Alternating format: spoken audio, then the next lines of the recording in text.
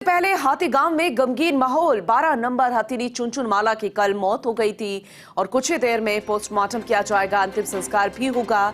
One विभाग द्वारा गठित मेडिकल बोर्ड द्वारा पोस्टमार्टम किया जाना है। डीसीएफ जगदीश गुप्ता ने इस बाबत जानकारी भी दे दी है। और देखा जाए तो फागोत्सव मनाया जा रहा है, होली का त्योहार है और दूर दूर से सैलानी पहुंचते हैं राजधानी जयपुर में। और हाथीगांव ये अपने आप में कौतूहल का विषय है, क्योंकि जो सैलानी आते हैं वो भी यहाँ पर पहुंचते हैं। लेकिन होली के त्योहार से पहले ही 12 नंबर हथीनी चुनचुनमाला की कल मौत हो गई थी। अब गमगीन माहौल हाथीगांव में नजर आ रहा है। कुछ ही देर में पोस्टमार्टम और अंतिम संस्कार किया जाएगा। वन विभाग द्वारा गठित मेडिकल बोर्ड द्वारा पोस्टमार्टम किया जाना है। डीसीएफ जगदीश गुप्ता ने इस पूरे मामले को लेकर जानकारी दी है, क्योंकि हाथीगांव जहां पर हाथियों को अपने परिवार का हिस्सा समझते हैं, उसकी देखभाल ऐसे की जाती है जैसे परिवार का कोई मेंबर हो, परिवार का कोई सदस्य हो। लेकिन किसी भी अच्छे वक्त से पहले, और अब तो त्योहार है होली का, और ऐसे में होली के त्योहार से पहले परिवार के एक सदस्य का यूं चला जाना, क्योंकि एक परिवार की तरह ही उन्हें रखा जाता था, तो वाकई में गमगीन माहौल है। एसोसिएट एडिटर निर्मल जी हमारे साथ जुड़ चुके हैं। निर्मल तिवारी जी, उनका रुख करेंगे। निर्मल जी, वाकई में जिस तरीके से कल खबर आई थी उसके बाद से हाथीगांव में गमगीन का माहौल है। फिलहाल पूरी जानकारी जरा दीजिएगा, कब होगा अंतिम संस्कार? सुप्रभात पूनम। देखिए, निश्चित तौर पर एक गमगीन माहौल है। पोस्टमार्टम की प्रक्रिया चल रही है और कुछ देर बाद अंतिम संस्कार भी किया जाएगा। लेकिन ऐसा लगता है जैसे हमारे हाथीगांव को किसी की नजर लग गई जी। बहुत बहुउद्देशीय योजनाओं को लेकर के इस हाथीगांव को जब स्थापित किया गया था तो ये उम्मीद की जा रही थी कि जयपुर के अंदर हाथियों का कुनबा बढ़ेगा, हाथियों को हम किस तरह से संरक्षित रखते हैं इसके लिए हम मिसाल बनेंगे। लेकिन हो उल्टा रहा है। 134 हाथी थे जो धीरे धीरे करके 82 रह गए। कुछ हाथी गुजरात भेज दिए गए, कुछ हाथी ब्रीड लोन के नाम पर बेच दिए गए।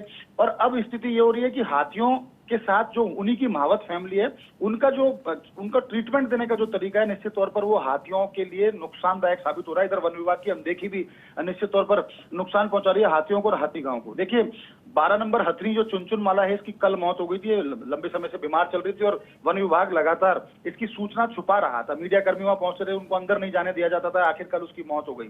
जगदीश गुप्ता जो डीसीएफ है, उनसे हमारी बात हुई तो उन्होंने कहा कि पोस्टमार्टम के बाद ही पता चलेगा कि उसके मौत के कारण क्या रहे। लेकिन लापरवाही सीधे तौर पर सामने आती है कि वहां के जो महावत हैं वो भी इस घटना को छुपाते रहे और वन विभाग की जो टीम है वो भी इस पर पर्दा डालती रही। इससे पहले आपको ध्यान होगा पूनम, पिछले वर्ष सितंबर के अंदर भी हथनियों को जहर दे दिया गया था और 57 नंबर की जो हथनी थी लक्ष्मी, वो उसकी मौत हो गई थी। उसके अलावा 63 नंबर जयंत कली, उसकी भी मौत हो गई थी। लेकिन उसके बावजूद भी वन विभाग प्रशासन और महावत जो है इसको लेकर ना तो जागरूक हुए और ना ही उन्होंने किसी तरह का कोई ऐसी सावचेती बरती ताकि हाथियों को नुकसान न पहुंचाए। ऐसे में धीरे धीरे हाथी या तो बीमारी से ग्रस्त होते जा रहे हैं या वो मौत का शिकार होते जा रहे हैं। तो अब फिलहाल तो इसके पोस्टमार्टम की प्रक्रिया चल रही है, उसके बाद पता चलेगा मौत के कारणों का, उसके बाद अंतिम संस्कार भी किया जाएगा। लेकिन आपको ध्यान होगा पूनम कि करीब 10-15 साल पहले जिस तरह से धुलंडी उत्सव मनाया जाता था पर्यटन विभाग और हाथी रंगों की वर्षा करते थे पर्यटकों पर, वो एक अलग ही माहौल हुआ करता था। धीरे धीरे वो प्रक्रिया बंद हुई। हाथियों का यहाँ से जो पलायन है वो शुरू हो गया, हाथियों का बेचना शुरू हो गया, बीमारी से ग्रस्त होते चले गए और धीरे धीरे ये परंपराएं हमारी घटती जा रही हैं। और हथियों के ऊपर, खासकर हाथियों के ऊपर, उनकी जिंदगी के ऊपर उनके साथ खिलवाड़ हो रहा है। तो होना तो ये चाहिए, कोशिश ये भी की जाएगी और हम भी वन विभाग से इस बात के लिए कहेंगे कि वो सावचेती बरते, हाथीगांव को लेकर के वहां का मैनेजमेंट प्लान दोबारा से बनाए। हाथी किस तरह से वहां सुरक्षित और संरक्षित रहे, इस पर भी सोचना होगा। नहीं तो धीरे धीरे करके एक एक करके इन हाथियों की बिल्कुल उम्मीद करते हैं कि वन विभाग भी इस तरफ सजग होता हुआ नजर आएगा। बहुत शुक्रिया निर्मल जी इस जानकारी के लिए।